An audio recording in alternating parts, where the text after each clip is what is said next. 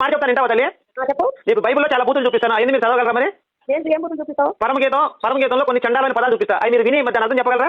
చెప్పు చెప్పు ఏం చెప్తావు? ఒక నిమిషం లైన్లో ఉండమ్మా. ఇప్పుడే చేసా మీ దగ్గర పరిశుద్ధ గ్రంథం ఉందా? తీయమ్మా పరమగీతం 7:7.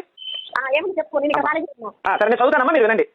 నీవు తాళ వృక్షం అంత తిన్నదానవు, నీ కుటుంబంలో గెలవలే ఉన్నవి. పరమగీతం 7:7 ఏంటమ్మా దీని అర్థం? ఏంటి ఇంకోసారి చెప్పు.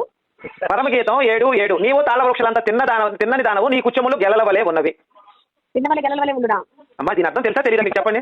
నాకు తెలియదు, చెప్పు నువ్వు చెప్పు. చెప్తానమ్మా. నీవు తాళ వృక్షం అంతా తిన్నదానం అంటే నువ్వు తాడి చెట్టులాగా నల్లగా నిటారుగా నుంచున్నావు, నీ కుటుంబంలో గెలవలే ఉన్నవి అంటే నీ సళ్ళు గెలలాగా ఉన్నాయి అని చెప్తున్నాడమ్మా పరమగీతం 7:7.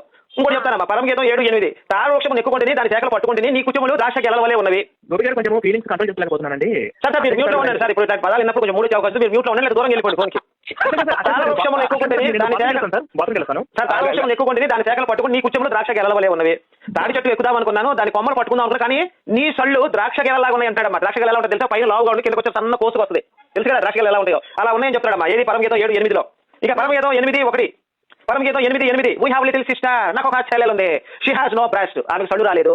What shall we do our sister, నా చెల్లెల కోసం నేనేం చేయాలి, నా చెల్లెలు సడు రాలేదు, వస్తే చేసేవాడిని అన్నట్టు మాట్లాడుతున్నాడమ్మా. ఇది ఒక మాట. ఇంకొకటి పరమగీతం 8:10 నేను